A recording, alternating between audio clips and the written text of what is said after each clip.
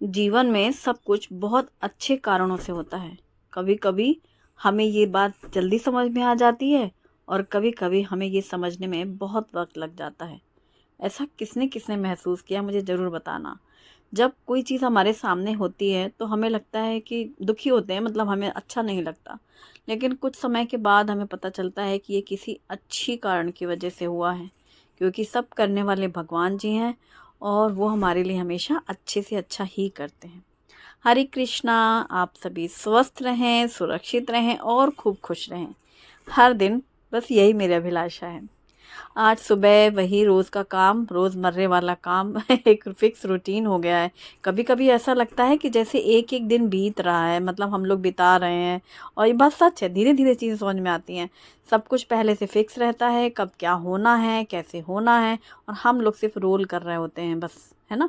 तो बस वही चीज़ है। और अच्छा, एक एक दिन पूरा फिक्स रूटीन है वही सुबह का उठना, रोज़ का वही फिक्स काम। परिवार के लिए, बच्चों के लिए हमें पता है रोज़ रोज़ पूछना नहीं है किसको क्या चाहिए, हम लोग अपना करते रहते हैं। और इसी तरीके से सुबह से दोपहर, दोपहर से शाम और शाम से रात बीतती है। अच्छा, कल किसी ने मुझे पूछा कि क्या आपके यहाँ लाइट नहीं जाती? अरे भाई, उन्होंने कल पूछा ही था।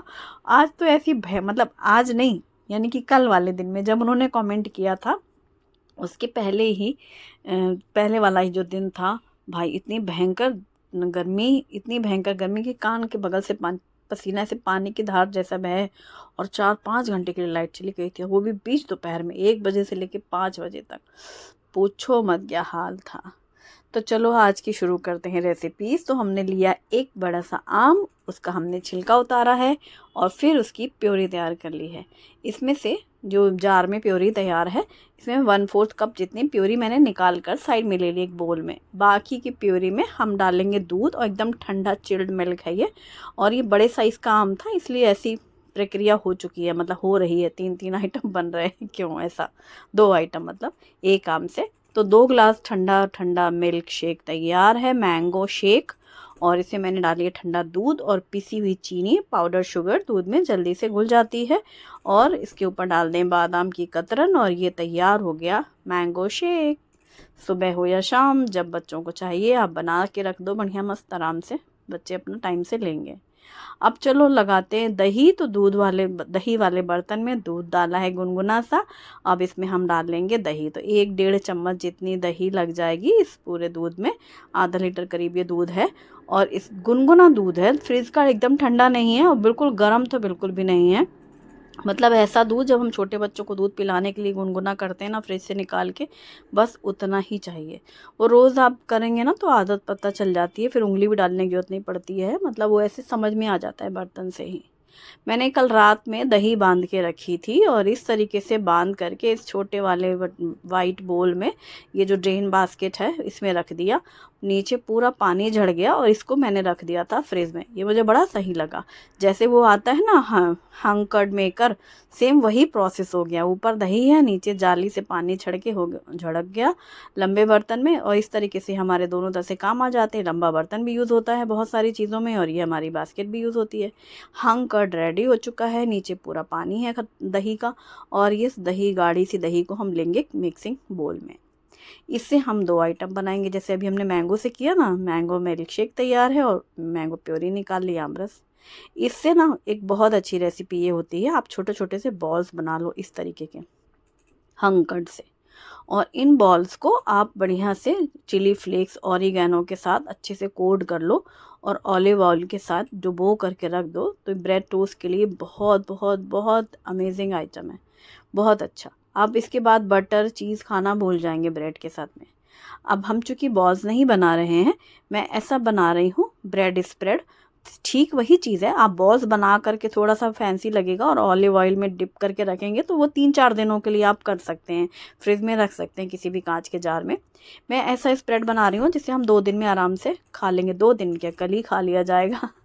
तो करना क्या है, हंग कर्ड में डालना है चिली फ्लेक्स और ऑरिगेनो, खूब अच्छे से फेंट लेना है। और इसके बाद ऊपर से भी थोड़ा सा लगा दिया है, डाल दिया है। और अब इसको हम रख देंगे फ्रिज में, ये मस्त कल तक और अच्छा चिल्ड हो जाएगा। और फिर हम ब्रेड टोस्ट के ऊपर इसको स्प्रेड करके नाश्ता करेंगे और आपके साथ शेयर भी करेंगे। इसको कुछ बोलते भी हैं, इसको क्या बोलते हैं, इसका नाम बताना। ये कहीं बाहर की कोई डिश है। लिबेनो लिबानो पता नहीं क्या बोलते हैं, एल से कुछ नाम है उसका, उस रेसिपी का पर्टिकुलर, जो ऑलिव ऑयल में डुबोते हैं, बॉल्स होती हैं, वो ब्रेड में ऐसे स्प्रेड की जाती हैं, पर मैंने नॉर्मल ब्रेड स्प्रेड बनाया है। अब बाकी का जो है ये हंकड़ है, इसमें हमने डाली है पिसी हुई चीनी, पाउडर शुगर, और इसको अच्छे से फेंट लेना है कि जो चीनी है वो पूरी हंकड़ में अच्छे से घुल जाए, मिक्स हो जाए। और बिल्कुल सही गैस किया है, इससे क्या बन रहा है, क्रीमी क्रीमी है ना एकदम, इसे बन रहा है आम्रखंड। मैं अभी श्रीखंड की मैंने रेसिपी कुछ दिनों पहले शेयर की थी, इलायची श्रीखंड, आज हम बना रहे हैं आम्रखंड, जिसके लिए हमने हंकड़ में चीनी पहले मिक्स कर ली है, फिर हमने डाली है मैंगो प्यूरी, और इसके साथ हम कुछ डालेंगे केसर के धागे, और कुटी हुई डालेंगे इलायची पाउडर। आप चाहें तो केसर के धागों को दूध में भिगो करके भी 2 चम्मच दूध के साथ भिगो कर इसमें मिक्स कर सकते हैं। मैंने बस नॉर्मली, क्योंकि इसमें ये है ना, मैं आम रस डाला है ना, इस वजह से मैंने 2 चम्मच दूध भी इसमें स्किप कर लिया, मतलब नहीं डाला है, क्योंकि मैंगो प्यूरी डाली है हमने। अब बिल्कुल अच्छे से मिक्स कर लेंगे केसर के धागे, इलायची और मैंगो प्यूरी, और साथ में श्रीखंड हमारा। इसके ऊपर से अपनी पसंद के ड्राई फ्रूट्स डालें, जितना जो मर्ज़ी है वो डालें, और बेहतर ही लगेगा, बहुत अच्छा लगेगा, क्रंची क्रंची सा टेस्ट आएगा, और ये एकदम स्मूथ सिल्की सिल्की आम्रखंड तैयार। आप इसे मैंगो प्योरी ज़्यादा भी डाल सकते हैं, पर इतनी तो डालनी ही डालनी है जिसमें पूरा स्वाद भी आए, कलर भी चेंज हो। और ये हो गया मैंगो श्रीखंड, इसे आम्रखंड भी कहते हैं। श्रीखंड जो आप इलायची श्रीखंड बनाना चाहें तो उसमें आप सेम यही बनेगा, सिर्फ और सिर्फ मैंगो प्योरी स्किप हो जाएगी। आज चूँकि मुझे लगा टेस्ट थोड़ा सा चेंज करते हैं, तो आज मैंने डाला है इसमें मैंगो प्योरी। और बड़े साइज़ का आम था, इसलिए मैंने सोचा कि 2 गिलास मैंगो शेक भी बहुत गाढ़ा हो जाता है, तो फिर वो पिया नहीं जाता, बहुत ज़्यादा थिक रहता है ना, तो इसलिए मैंने पहले प्योरी निकाल ली, तो 1 पंथ 2 काज हो गए। इसी तरीके से हंकड़ का भी मैंने जो बनाया है ब्रेड स्प्रेड, वो इतना ज़्यादा टेस्टी है कि अगर आप एक बार बना के खाएंगे तो आप हमेशा वो बना के रखेंगे फ्रिज में, सच्ची में। अच्छा, अब जो ये पानी है दही का, जो हमने हंकड़ तैयार किया है, उस पानी में हम डाल देंगे 1 कप करीब बेसन। अब इस बेसन को इस पानी में अच्छे से मिक्स कर लेंगे, गाढ़ा, इसमें गांठें ना रहें बेसन में एक्चुअली, और इसलिए इसको मिक्स करेंगे। चूँकि ये खट्टा सा है, दही का पानी है, तो यूं ही क्यों इसको वेस्ट करें, इसको यूज़ करेंगे। पिछली बार भी जो मैंने हंकड़ बनाई थी, उस पानी का भी हमने कढ़ी में यूज़ किया था, मतलब मैं यूज़ ही करती हूँ इसको, भले ही वो फ्रिज में रखा हुआ था, पर दही वाला चीज़ तो दही जैसा ही स्वाद देगी। अभी मैंने यहाँ पर प्याज, हरी मिर्ची, टमाटर, धनिया सब काट के रख लिया है, और हम बनाएंगे आज शुद्ध देशी थाली। बहुत बहुत बहुत टेस्टी और बहुत फेमस आइटम है ये, पीटला, बेसन पीटला। कढ़ाई में तेल गरम किया है मूंगफली का, उसमें डाली है राई और हींग, फिर डाला है इसमें कटी हुई प्याज और हरी मिर्ची। भाई इसमें करी पत्ता ज़रूर डालना, मुझे धोखा था, लग रहा था फ्रिज में रखी है, जब मैं टाइम पे एकदम लास्ट मोमेंट में प्याज व्याज काट के डालने लग रही हूँ, तब देख रही हूँ कि फ्रिज में नहीं है, तो अब कोई बात नहीं, पर आप ज़रूर डालना। अब प्याज फ्राई हो रही है हल्की हल्की सी, वो ऐसे कढ़ाई में फैली हुई है, उतनी देर में अच्छे से हो जाएगी। कटे हुए टमाटर डाले हैं, हल्दी पाउडर, धनिया पाउडर, मिर्ची पाउडर और नमक डाला है, सबको मिक्स करके अच्छे से भून लेंगे। और बस अब इसमें बहुत सिंपल सा तरीका है, देखो प्याज टमाटर सारी चीज़ें हैं जो कि हमेशा रेगुलर घर में होती हैं। गर्मियों में ये आइटम मैं अक्सर ही बनाती हूँ, स्पेशली रात में, जब एकदम गरम गरम खाना बना और खा लो, मतलब ये ऐसा है ना, ये इतना टेस्टी है। पिटला भाकरी बनेगी आज, ज्वार की रोटी को भाकरी कहते हैं, ये महाराष्ट्र का बहुत बहुत बहुत फेमस है।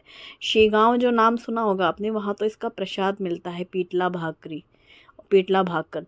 ज्वार की रोटी जो बड़ी बड़ी सी बनती हैं उनको भाकरी कहते हैं, जो ऐसे पानी लगा के बनती हैं। और ये बेसन पिटला, बेसन पिटला भी ना 2-3 स्वाद में बनता है, जैसे मेथी का भी बनता है, इसमें ढेर सारी बारीक कटी हुई मेथी डालते हैं विंटर्स में, हल्का सा पतला सा रहेगा और मस्त, मतलब गरम गरम बने और खाओ, सिंपल सा खाना। और ये पालक डाल के भी बनता है पिटला, मेथी डाल के भी बनता है, यानी हरी सब्जियों के साथ भी आप बना सकते हो। और कुछ भी नहीं है तो प्याज टमाटर घर में हमेशा रहता है। ये बहुत ही क्विक रेसिपी है, क्विक वाली। अब मैंने लिया है मिक्सिंग बोल में ज्वार का आटा, ओनली ज्वार का आटा, नमक डाला और इसमें गुनगुना पानी से इसको आटा गूँथ लेंगे, गरम नहीं है। अच्छा, गुनगुना का मतलब पता है क्या? आजकल तो गुनगुना पानी करने की ज़रूरत है नहीं भाई, मतलब इतना गर्म पानी जो स्टील के बर्तनों और जो अपने फ़िल्टर वगैरह है इनमें जो पानी है ना, वो पूरा मज़े का गुनगुना है। कल तो इतनी हँसी की बात है, मैं आपको शेयर कर रही हूँ। कल मैंने शाम में ऐसे चाय वाय के बाद बर्तन डाले थे थोड़े सिंक में, तो रोज़ की तरह दूध बॉयल हो रहा है एक साइड और मैं उस टाइम पे बर्तन धो लेती हूँ। उतनी देर में दूध पे निगाह रहती है, दूध उबल रहा है, मैंने सारे बर्तन साबुन लगा के घिस दी और जैसे ही नल ऑन किया ना, टैप ऑन किया कि अब इसको हम धो लें, भाई एकदम 2 सेकंड को मुझे धोखा हो गया। मुझे लगा रही ये गर्म पानी कहाँ से आ गया, गीजर कहाँ अब लगा है, यहाँ तो कहीं लगा ही नहीं। तो हमने सोचा ये गीजर का पानी, अरे उंगलियां जलने लग रही, इतना गर्म पानी था टंकी का। शाम 6:30 या 7 बजे की बात है। मैंने ज्वार का आटा अच्छे से मल मल के गूँथ लिया है और बीच बीच में ये पिटला भी मैं मिक्स करती जा रही हूँ। पानी भी मैंने डाला था क्योंकि बहुत गाढ़ा ये अच्छा नहीं लगता और बहुत पतला कढ़ी जैसा इसको बनाते नहीं, इतना थिक बनाते हैं कि जब हम थाली में सर्व करें तो उसी जगह ये ठहर जाए, गिरे भी ऐसे फ्लोइंग भी रहे और ये फैले भी नहीं थाली में। इस तरीके से बनाते हैं। अभी भी धीमी आंच क्या कह लो, ये इंफ्रारेड मैंने ऑफ़ कर दिया तो वो हॉट मोड में कंटिन्यूइंग चलती है ना हीटिंग, तो वो अभी धीमे धीमे समझ लो, जैसे गैस की लो फ्लेम वाला जो काम है वो इसमें हॉट मोड में चल रहा है और वो धीरे धीरे मैं उसको ऐसे मिक्स भी करती जाऊंगी।